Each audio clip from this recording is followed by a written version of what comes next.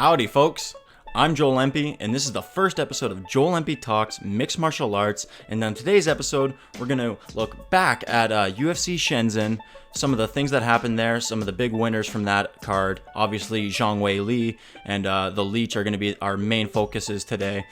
And we're going to look forward to UFC 242 in Abu Dhabi, one of the most highly anticipated fights of the year, Khabib vs. Dustin, among a couple of other fights that we're going to take a deeper look at. But first, let's start with a little bit of mixed martial arts news. So, Cyborg signed with Bellator. Now, that's obviously wasn't a big surprise after Dana White said he was just going to waive Cyborg's non-compete, where I believe the UFC had 3 months where they could exclusively negotiate with Cyborg before any other outside bidders could negotiate with her. And because of the bad play between Cyborg and the UFC, they just never saw eye to eye. Cyborg doctored, well, not Cyborg herself, I'm sure, but somebody in her camp doctored a video to and put subtitles on it and made it look like Dana White was saying something he wasn't saying. And I mean, it was just a bad look. The relationship was never good from the beginning. The way that Cyborg came into the UFC, they made her cut to 140 pounds. There was the friction between her and Ronda, and the UFC was obviously always on Ronda's side.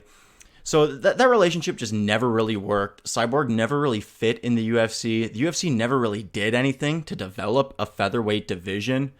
And in Bellator, she's not going to have that problem. In Bellator, they can get away with just having a few featherweight contenders for her to fight. In the UFC, you kind of need to develop that full top 15. When you go to the UFC's website and look at their rankings, you want to be able to see a fleshed out top 15 on that site. And it just kind of looked Bush League the whole time that Cyborg was in the UFC, because they never had that top 15 in there. It was always not applicable, or, check back later for the rankings. So the UFC, it was really just, they're using her for one-offs and stuff like that. If you're going to do that, I think Bellator is just a much more interesting place for Cyborg to be. I mean, she has the career flexibility over in Bellator to where she can... Bellator has a great relationship with Ryzen, obviously, with Kyoji Horiguchi having some crossover fights and actually being the Ryzen and Bellator bantamweight champion currently. So she can have some fun fights over in Japan. In Japan, they love Cyborg over there. And, so she can have some fun fights over there. You can see her fighting in a ring. They could have her doing kickboxing over in Ryzen. Bellator has the promotional flexibility to be able to lend her to go do a boxing match and co-promote and make a little bit of money off of her, build their brand, and have Cyborg compete in some interesting fights. So there's just a lot of interesting and different options for Cyborg when she's in Bellator. It's a multi-year, multi-fight exclusive deal. The terms of the deal aren't really clear, but Scott Coker has claimed that he believes Cyborg is going to finish her career with Bellator, and I gotta say, I love it. In the UFC, there's only one fight for Cyborg, and that's the Amanda Nunes rematch, and don't get me wrong, I would love to see it, just like everybody else would love to see it. But I think most people want Cyborg to stay in the UFC just because of that fight. But think about it. What is there for Cyborg after that? They're not going to let her do any fun cross-promotional stuff. She's not going to be able to go over to Japan and fight in a ring and compete in different sports. And in Bellator, to be honest, there's more interesting contenders for Cyborg. Like, for example, the current featherweight champion in Bellator, Julia Budd, is a kickboxer herself, and she hasn't lost a fight in a while. She hasn't lost a fight since she lost to Ronda Rousey way back in Strikeforce, before Ronda even dropped to bantamweight. It was still a featherweight fight. And Julia Budd's only other loss in her career is to Amanda Nunes. Since then, she's been undefeated. She's looked amazing throughout her Bellator run. Cyborg has never fought Julia Budd before. I think Julia Budd is one of the only high-level women's 145-pound fighters that Cyborg hasn't faced yet. So there's a fresh matchup that's super exciting. Kat Zingano was recently released from the UFC, so Bellator can sign her. She can inflate up to a 145, And she's a big, strong girl. She can fight well at 145 pounds. That's another interesting fight. I'm not saying that that's going to be necessarily the most competitive fight. I would certainly favor Cyborg significantly in that one. But that's a fun fight between two big name girls that, both move the needle, that a lot of people would be willing to tune into a Bellator event for, which is the kind of fighters that Bellator really needs. Now, in other news, Darren Till finally going up to middleweight. And in his first fight at middleweight, he's taking on Kelvin Gastelum. Now, Gastelum was also a former welterweight himself, and he's a little bit of a smaller middleweight. But I don't like this matchup particularly for Darren Till. Gastelum is a guy who just went toe-to-toe with Izzy Adesanya for 5 rounds in a fight of the year type of a fight. And he's really proven, Kelvin, that he is at the top of the heap in the middleweight division, with the fight against Jacare, Tim Kennedy, Michael Bisping. He's really proven that he is a top middleweight. So for Darren Till's first fight at middleweight to be up against a legitimate top contender, I just think it's once again getting pushed a little bit too soon. They pushed him too soon already at welterweight, and we saw how that ended for him. And Darren Till is only 26 years old. He's been in the UFC for a little while now, and he says he wants to fight till he's 35 or 36. So if you're the UFC, you've got this young guy for another decade. You don't need to fast track him in the division. Why can't he fight Ian Heinisch first? Ian Heinisch, exciting fighter, just competed recently, and he's not a guy who's going to be able to potentially put it on Till and knock him out like Masvidal did in his last one. Gastelum can knock Till out, that's for sure. Gastelum has got big power. He's got crisp striking. He has really good head movement. He knows how to lean back and then zip in with a big shot. So I would just prefer to see Till against, Uriah Hall. There's a phenomenal fight right there for Till. I'm not saying give Till a can per se. I'm not saying, but you can give him a guy who's just inside the top 15 or, just outside the top 15, somewhere in that range. Let him get his feet wet, see how he looks at the division, give him a couple of fights to work his way up. And the thing is, when you give somebody who has immense talent like Darren Till, maybe a lower ranked opponent, you're giving Till an opportunity to get an exciting knockout or something that can, an exciting knockout. It adds to your highlight reel, and it really helps catapult you forward. You put him in here with Gastelum. Let's say the worst thing happens and he gets knocked out again. That would be Woodley, Masvidal, and Gastelum. 3 L's in a row for a guy like Till, who just, a year ago was competing for the belt and, had all the hype in the world. People were talking about as the next great UK fighter. Let's build this guy up for a little bit. Let's give him. I'm not even saying give him a gimme. I'm saying give him Uriah Hall. That's not an easy fight, but that would be an extremely exciting fight. Uriah is a guy who's going to want to stand with them. It would be a fun kickboxing match, and Uriah could knock him out too. But you don't need to give him the number 3 guy in the world, because let's say he beats Gastelum. Where do you go from there? It's literally like a title shot is the next fight. And we already have, Cannonier and Hermanson at the top of the division. Among others, like Paulo Costa, we don't need another top contender at middleweight right now. Like I said, Hermanson and Cannonier coming up. That is going to be a fight to determine another high-level contender. I think Paulo Costa is probably in line to take on the winner of Whittaker Adesanya, assuming that nothing crazy happens there, like a draw or a controversial finish where they have to run it back. So by putting Darren Till in there, you're basically, if he wins that fight, he's only 1 fight away from a title shot, and now we've just got a jumble of contenders when, we could be building up Till maybe a little bit slower and have him peak at a time when their contenders are dwindling more so. But, there are a ton of interesting matchups for Till at middleweight. Literally everybody I just named, Cannonier, Hermanson, Whittaker, Adesanya, Paulo Costa, these guys are all going to want to strike with Till. which is what he prefers to do, and it's what, the fans generally prefer to watch. So I'm really excited for Till up at middleweight. I think it's going to be a ton of fun. I think it's going to be really entertaining. But I just think that you didn't need to give him Gastelum right away. And even if he beats Gastelum, don't come at me and say that I was wrong for saying that they shouldn't have given him Gastelum, because it's not about whether you win or lose. It's about what makes sense, and you need to give people fights that make sense. And you can win a fight that doesn't make sense, just like you can win a poker hand with 2-7 offsuit against a guy who has pocket aces. But that's enough for the news for this week. Let's take a look back at UFC Shenzen from last week, where Zhang Weili became the first Asian and Chinese UFC champion. This is a huge deal. I don't know if you know this about China, but there are a lot of people over there. So for Zhang Weili to become a champion over, a Chinese champion, that's huge. She's going to get massive support from 1.5 billion people.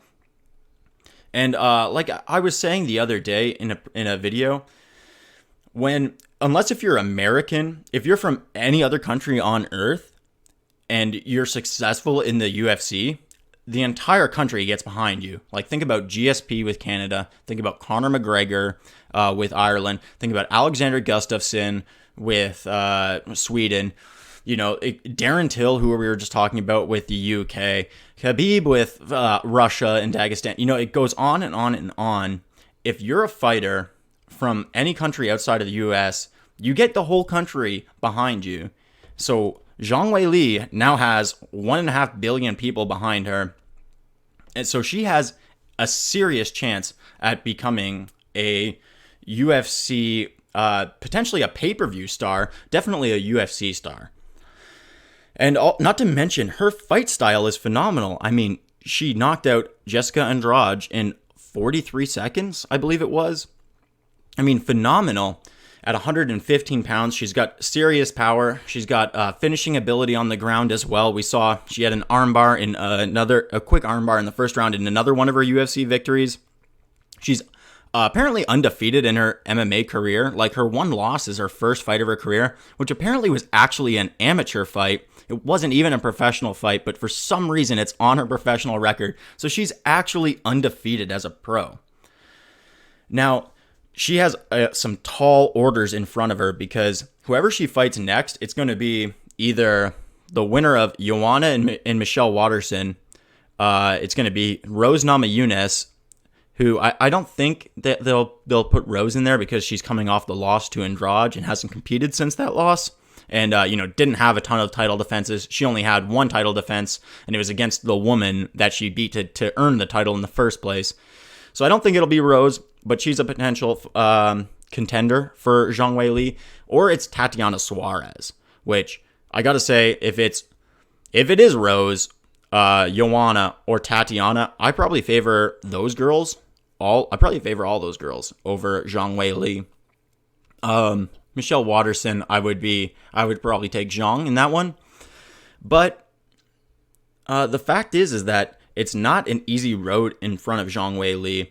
And if she wants to be a UFC star, like I was talking about, she needs to obviously defend the belt. That's the main thing in the UFC, is you have to keep winning, and that is the hardest thing to do, because there's no gimme fights in the UFC, particularly if you're a champion. It's all murderers. It's just a murderer's row. So what I would really like to see for Zhang Weili, a lot of people are saying she needs to come to America and fight over here in front of the American audience and, start attracting that American crowd. I completely disagree. If I was Zhang Weili, there's no freaking way I'm flying across the world to America to take on somebody who trains in America. Like all those other girls that I just listed, Tatiana, Rose, Joanna, and Michelle, all of them train in America. Why would you travel all the way across the world to fight somebody in their backyard when obviously that didn't work out very well for Jessica Andrade, who just flew all the way across the world and fought Zhang Weili in her backyard? I mean, China's a big place, but in China, she went all the way across the world to China and fought her over there.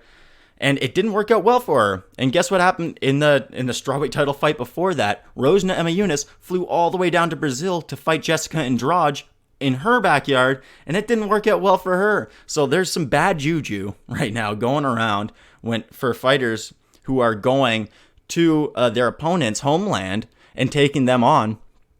Not to mention, it's just disadvantageous if you're Zhang Weili.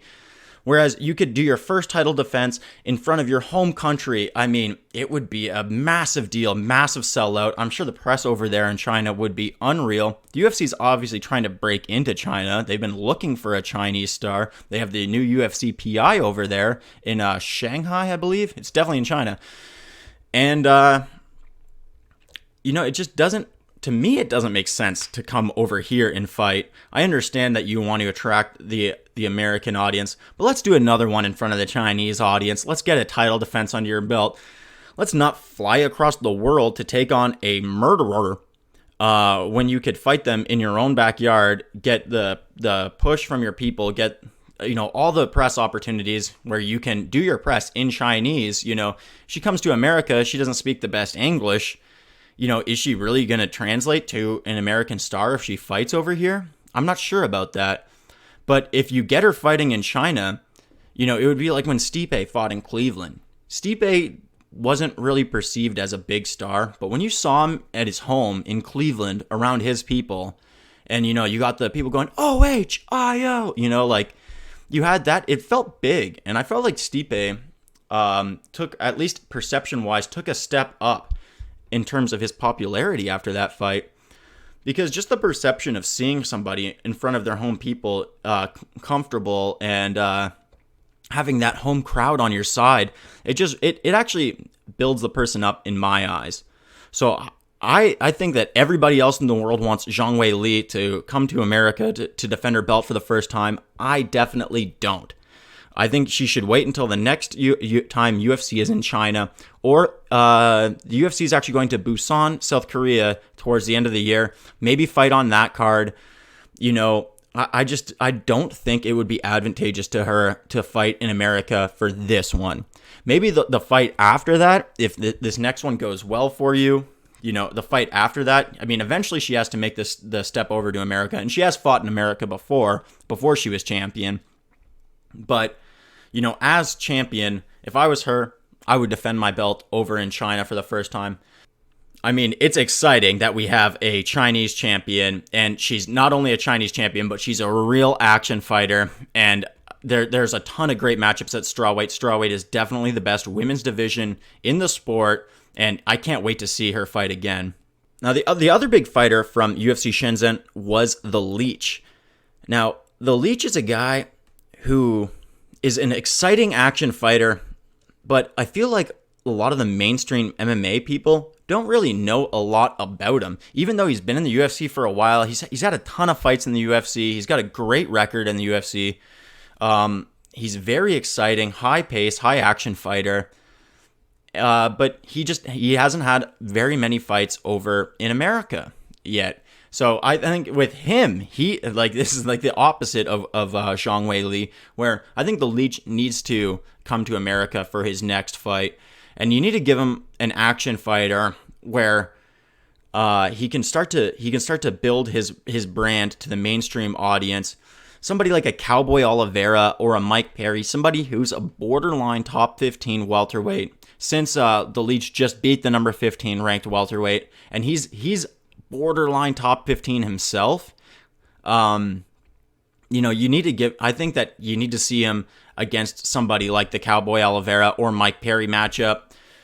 Somebody who's just outside the top 15, but is an action fighter, is gonna bring an exciting fight. You can put it on a main card of a pay-per-view, and I think that he can develop as I don't see him as championship potential, but I see him occupying that same kind of a space as a Cowboy or a Mike Perry, where, yeah, he can be a borderline top 15 talent, which is nothing to wag your stick at, and he can be a high-pace, high-action fighter that's just really entertaining and can captivate, at least like the mainstream UFC audience, not like the broader mainstream audience, but the mainstream UFC audience. because I feel like he's just buried on these China shows that are on at 6 in the morning on Fight Pass, and a lot of people just aren't talking about him and don't really know about him. But anytime I see his name on a card, I mean, I am excited. I was super stoked for those top 2 fights at UFC Shenzen, and they lived up to it. That fight with Dos Santos and the Leech was, I mean, that was the fight of the night. That was an amazing fight. And the Leech brings that kind of a fight every time. And he really only loses to extremely talented fighters. So, I mean, I would love to see him come to America, fight a Mike Perry or a Cowboy Oliveira. He was scheduled to fight Cowboy Oliveira already, so maybe that's the fight to make. And, if he wins that one, boom, he's off to the races. I mean, you can give him a top 15 opponent after that. And you could easily put, the Leech versus Oliveira or Perry on a main card of a pay-per-view, a co-main event on any show, any ESPN show. So that's what I would really like to see from the UFC Shenzhen winners in the co-main and main event next. I would like to see Zhang Weili defend her title somewhere in Asia, preferably China, but if she wants to go to Busan, I know they have a show at the end of the year that at least she's not flying all the way over to America and fighting an American in their backyard, or Joanna, who trains in Florida. I would love to see the Leech just come to America and captivate the mainstream audience, which he would do guaranteed if you put him in an action fight against an Oliveira or Mike Perry. Let's look forward to this weekend's action. There's UFC 242 in Abu Dhabi. Obviously, one of the most highly anticipated fights of the year, Dustin Poirier versus Khabib Nurmagomedov in the main event. But let's also look on that day, because the fight is in Abu Dhabi, the pay-per-view is going to be in the afternoon. So for once, there with UFC and Bellator being on the same day, we can actually watch both cards. Like usually when UFC and Bellator are on the same day, you have to pick one, which inevitably ends up usually being the UFC. So you don't get to watch the Bellator card until maybe after the fact. But because the UFC is in Abu Dhabi, it's going to be airing in the afternoon, so you can actually watch Bellator after the fact.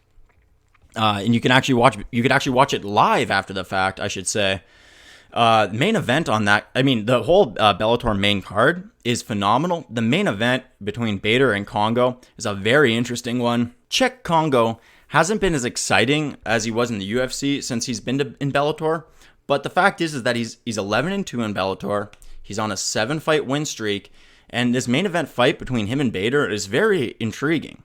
If Bader can beat Kongo here, I mean, Bader is debatably one of the best heavyweights on the planet and one of the best light heavyweights on the planet. And he's got both belts over there in Bellator. And if he can actually defend both belts consistently, I mean, we really have to start talking about Ryan Bader as being one of the elite pound-for-pound fighters in the entire sport. I think he's got to be the number one pound-for-pound fighter over in Bellator currently. And he's borderline entering the top 15 pound for pound in the world right now, in my opinion. If he beats Kongo convincingly and goes and defends his belt at light heavyweight convincingly, I would for sure put him in the top 15. So, he's a guy who just couldn't win the biggest fights in the UFC, but since he's gone to Bellator, he's really blossomed in his career. And I just love watching Ryan Bader fight. He's looked so phenomenal at heavyweight. Throughout that heavyweight tournament, he didn't even eat a punch. He knocked out King Mo instantaneously. He wrestled Ryan Bader he wrestled Matt Mitrione for 15 minutes and dominated every second of that fight. Didn't eat a single punch. And then he knocked out Fedor very quickly in the first round. So he went through 3 fights against 3 high-level heavyweights. King Mo, maybe not necessarily a high-level heavyweight, but a high-level fighter nonetheless. And then Mitrione and Fedor, two pretty high-level heavyweights, particularly Mitrione. And he did it all without eating a single punch. So Ryan Bader's a guy that I love to watch fight, and I'm excited that I'm going to get to watch him fight on Saturday night after I will get to watch all the UFC action. So Saturday is going to be a great day of fights. But let's look into UFC 242. So I'm just going to break down 3 fights here, really. The first one is an undercard fight, the undercard fight that I'm looking forward to the most, and that's Joanne Calderwood versus Andrea Lee.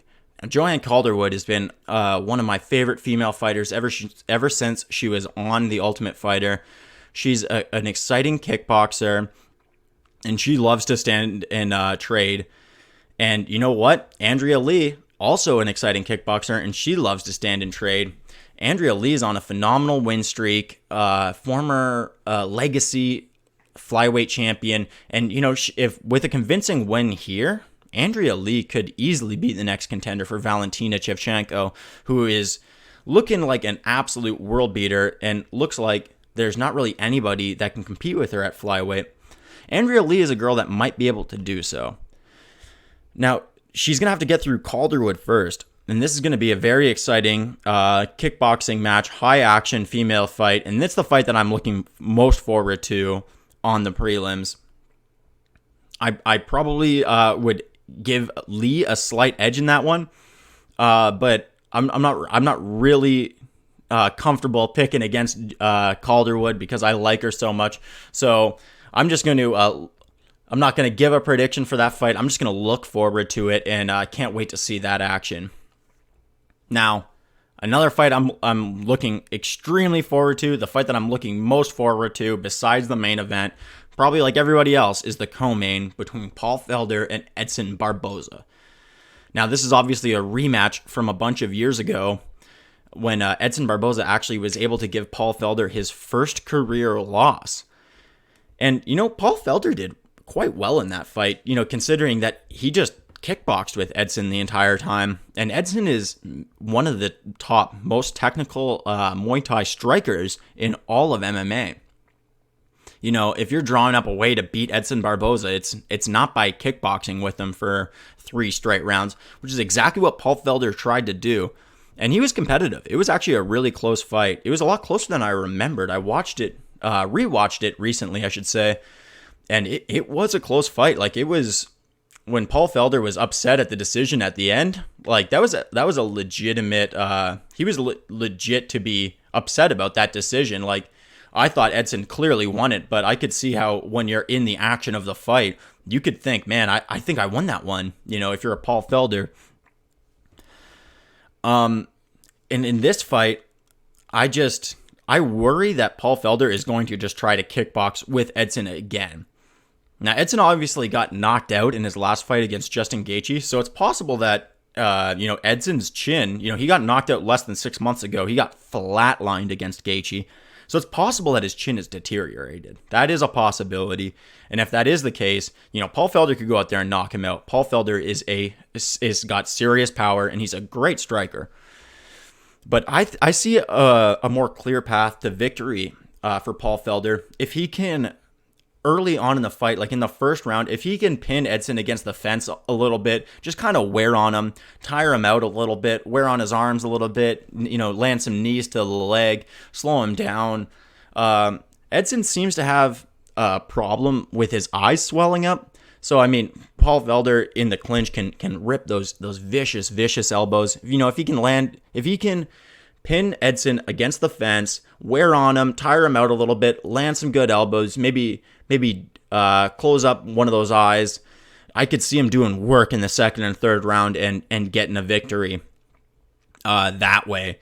If he just wants to stand with Edson for 3 rounds, you know, our recency bias, because Gaethje just knocked out Edson, you know, and Felder's looked so good recently, you know, our recency bias might tell us that, you know, it's possible that if Felder just stands with him for the entire fight, that he could win in a kickboxing match. But if you just look a little bit further back in Edson's career, just one fight before the Gaethje fight to when he fought Dan Hooker, who is an elite striker in the lightweight division, who was on a massive run going into that fight. And since that Edson fight, has had an amazing knockout over James Vick. You know, Dan Hooker is no joke, high level striking.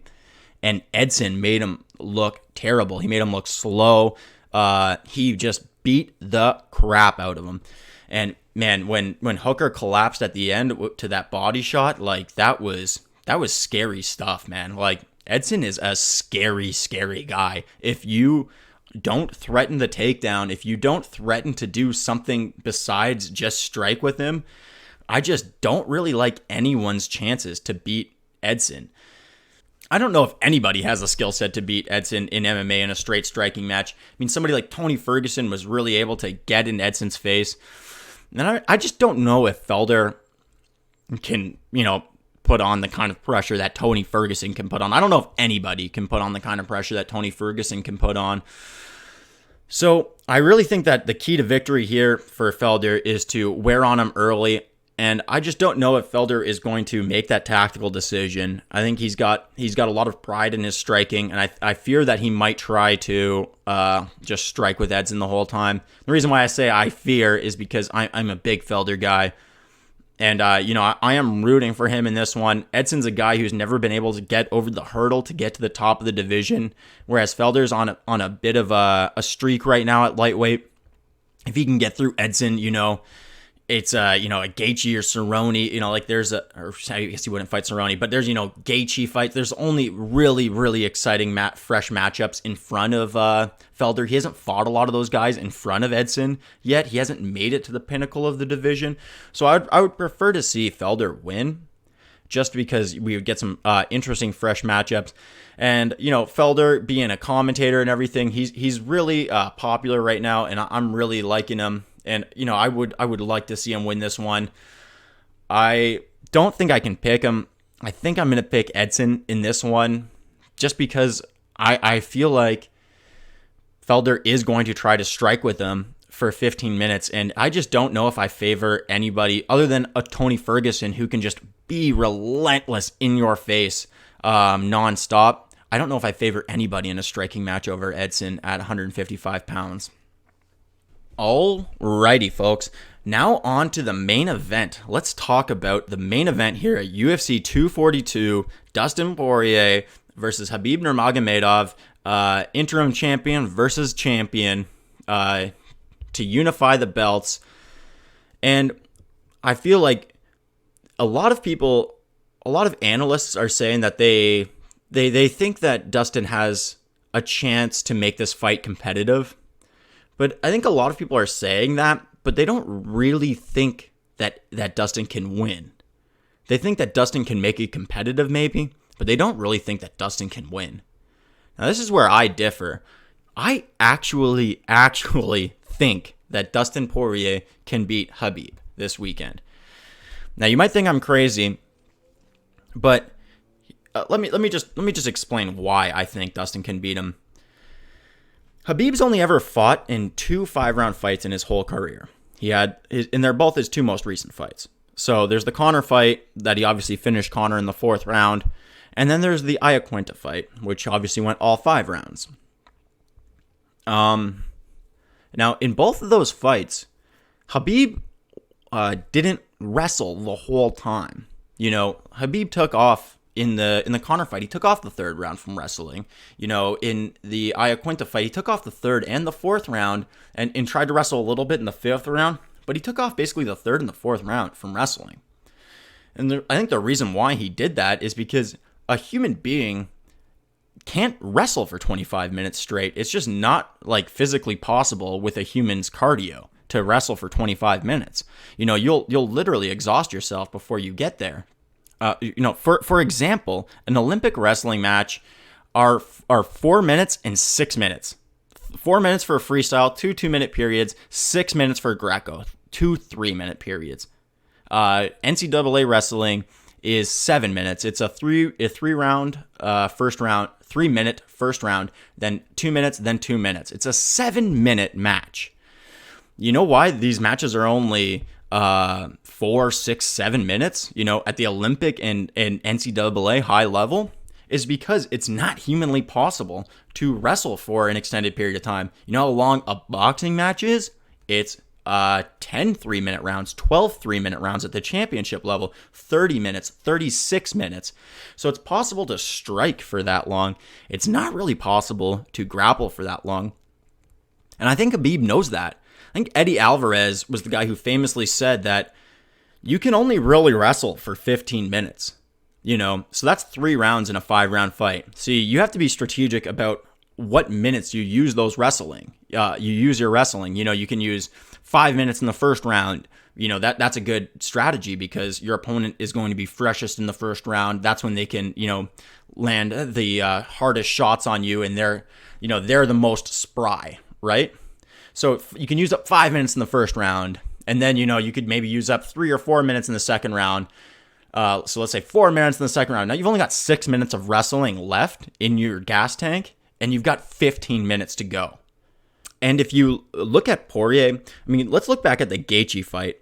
Obviously, Gaethje wasn't trying to wrestle Poirier, but he did put extreme pressure on him, and Poirier had to prove it, or he did prove in that fight that he has immense cardio and his power carries late into fights.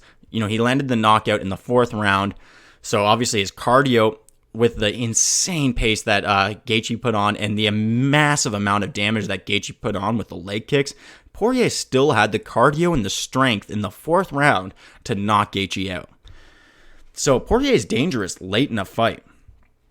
If Poirier can make Khabib work, and if Poirier can make Khabib work for the first 2 or 3 rounds of that fight, and at the end of those 2 or 3 rounds, if he still has a good amount of gas left in his tank, I love his chances to be able to finish Khabib in the 4th or the 5th round. I love his chances. Because if you look at what Iaquinta was able to do with Khabib when Khabib stood with him, Iaquinta was really squatted down low, with his hands really low, ready to extend forward, and push his hips backward, to defend the takedown. He was always in a position where he was ready to defend the takedown. And because of that, he wasn't in the best position to throw his hands with maximum efficacy, right? And then even at that, he was able to land some shots on Khabib later on in that fight. And if you saw Khabib, when they were standing late in that fight, Rogan and the commentators were even pointing this out, Khabib backs up with his chin straight in the air, man. Straight in the air. And so that means that he's extremely susceptible to 3, 4, 5 punch combinations, which is just not Iaquinta's strong suit. If Iaquinta could have put together a 4 punch combination, he could have landed a knockout shot on Khabib. I really think that. I went back and rewatched that fight. If you don't believe me, go back and rewatch that fight. The commentators are even pointing it out. Khabib backs up with his chin straight up in the air, and he's susceptible to getting hit by that 3rd, 4th, 5th shot if you can throw a long combination, which Dustin Poirier is phenomenal at. Dustin Poirier's striking is so criminally underrated right now. He just went out there and outstruck Max Holloway for 5 straight rounds. Max Holloway, the guy who's known for having some of the most elite striking and elite cardio in the entire UFC, and Poirier went out there and put it to him for 5 straight rounds, won 4 rounds to 1, and was still pouring on him, landing big shots, showing that his cardio and his power was still there in the 5th round. And Poirier likes to throw multiple punch combinations. He doesn't just throw 1 or 2 punches like Iaquinta does, which is generally Iaquinta's style. He doesn't throw 3, 4, 5 punches. Poirier does. He does. And Poirier at 5'9" has a 6-foot reach. You look at Poirier's back, it is as wide as a Canadian football field, man. This guy can sling punches from far out, And that was another issue that Iaquinta had, was that he had a hard time reaching Khabib because he was worried about overreaching and entering into a range where Khabib could duck and wrestle him, right? Poirier, if he can get out there early on in the fight and, he's going to get taken down by Khabib. People talking about takedown defense, that's almost irrelevant. Your takedown defense doesn't really matter. Khabib's going to take you down, But when you're down, you can't stop working. Just because you're on the ground, you have to just be scrambling, moving. Because Khabib doesn't land the most devastating ground and pound. He worries about position before he he really establishes his position, and that's where he gets, his Dagestani handcuff, where he reaches to your far side and controls one of your arms. So he's got the one arm controlled, and then he can just beat you freely while you can't even defend yourself because your arm is pinned back. I love calling it the Dagestani handcuff. He's phenomenal at that. But the point is that Khabib is more about position and then doing damage from there. He doesn't do extreme damage immediately. So if you're Dustin and you get taken down, which is going to happen, particularly early, it is definitely going to happen. You just have to be relentless with scrambling. You have to be relentless with making Khabib work. You have to just try to exhaust him. And then you have to hope that while you're doing all that scrambling and work from underneath, that your cardio is going to hold up in the later rounds.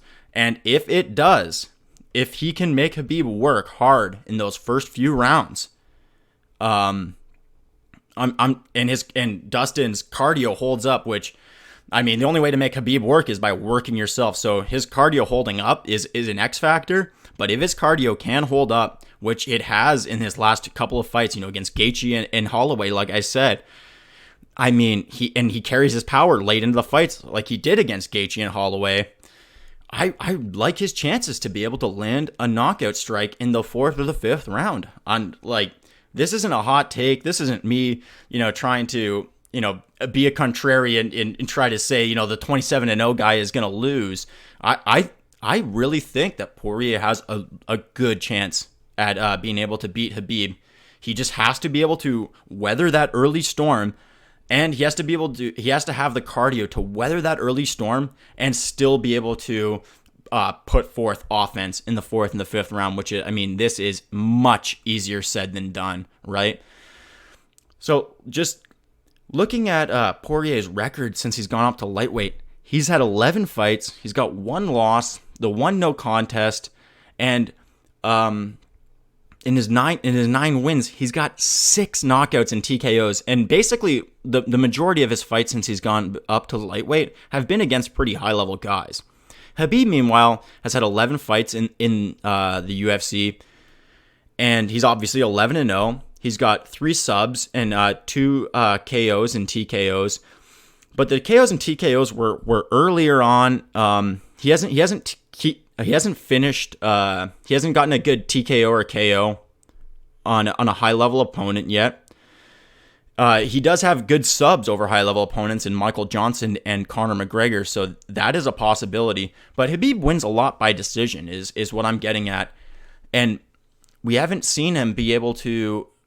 And so when he's in a 3-round fight, he can dominate with his wrestling and win by decision. But in a 5-round fight, I just don't know that he's got 25 minutes of wrestling in him, I think that he's going to have to stand with Dustin for a round or two, and that's going to be playing with fire, man, because Dustin has serious power. He throws great combinations, 3, 4, 5 punch combinations, and he's got a very solid reach for the division.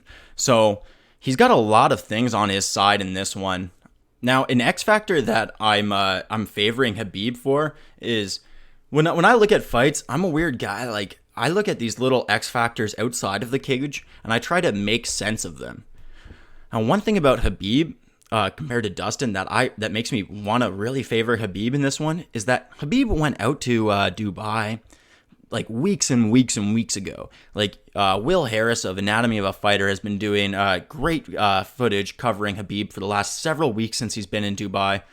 And if you look at Dustin, we saw it on Embedded the other day. He just got over there. That's a big time difference. It's a big climate difference.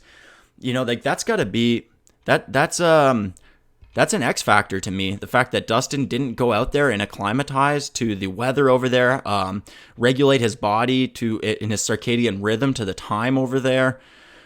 Just the fact that Khabib seemed to have really left no stone unturned. He didn't spare a single dollar in this camp. He's out in Dubai looks like he's got freaking 50 training partners out there with him. He's got his dad out there with him. He's got, like I said, Will Harris out there with him, Anatomy of a Fighter guy.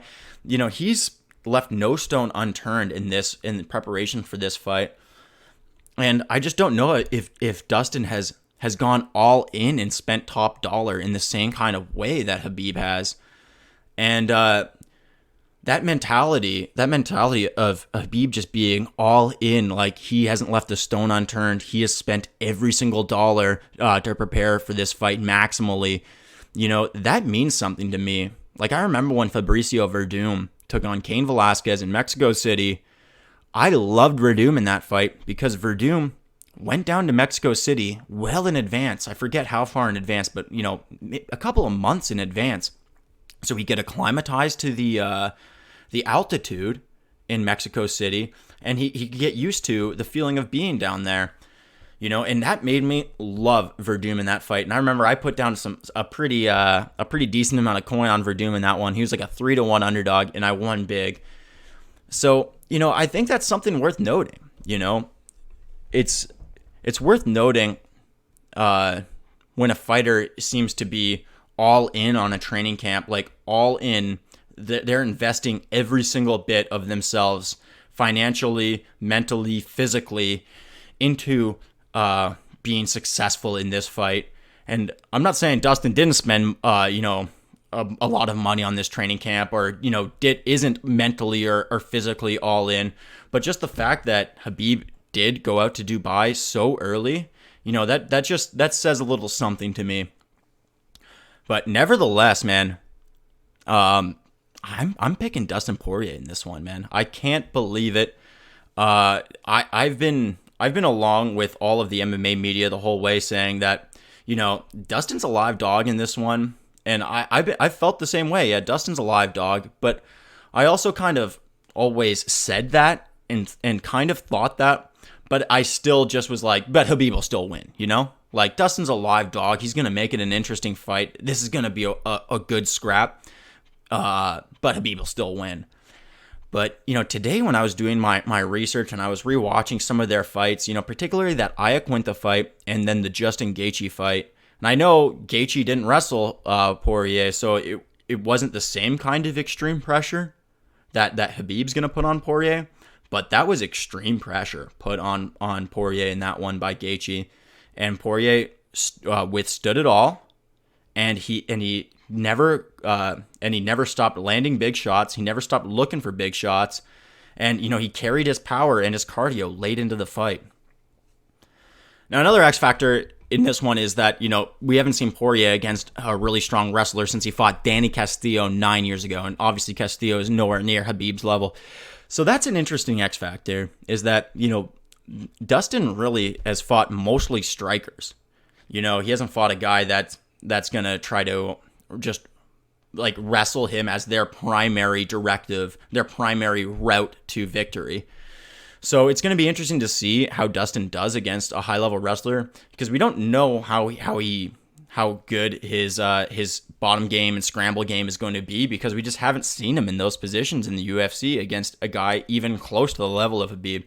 So, like, although I'm picking Dustin in this one, I mean, I obviously would not be surprised if Khabib would win, but I like Dustin in this one as a dog. And, you know, if you're feeling half as confident as me, if I were you, I would put some cash on it. All right, so that does it for the first episode of Joel Empey Talks Mixed Martial Arts. If you like this episode, please subscribe to the channel. Please like the video. Comment below who you think are going to win. Comment below if you think Cyborg it's more interesting for her in Bellator compared to the UFC. Comment below about anything that I talked about in this video. I'll reply to all comments. So I encourage you to get down there in the comments. I would really enjoy to create a dialogue between me and anybody who's watching this video.